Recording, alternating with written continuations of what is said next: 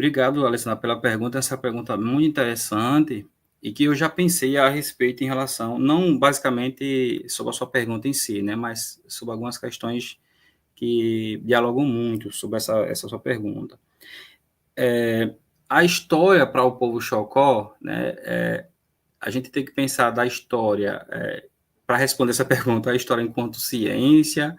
né, que é essa história que vem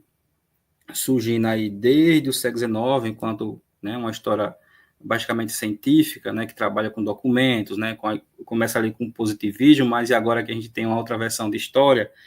e a história, né, que é uma história narrada pelo próprio povo Chocó, né, ou pelos próprios povos indígenas, né. Essas duas categorias de história, elas se relacionam, né, só que o pesquisador, né, o historiador, ele tem que, né, saber diferenciar essas duas, né, esses dois conceitos, vamos dizer assim, né, a história enquanto ciência, né, essa história que eu acabei comentando aqui, que ela se inicia com, que ela vem, né, do século XIX bastante positivista, né, que, que, que surge ali, né, a partir também de pensadores da própria filosofia,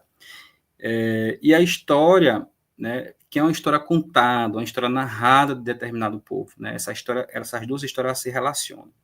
E aí eu queria dar uma explicação para a gente tentar diferenciar essas duas histórias,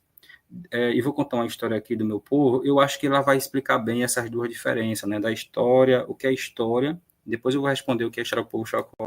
no finalzinho, o que é história e o que é mito, né? Hoje,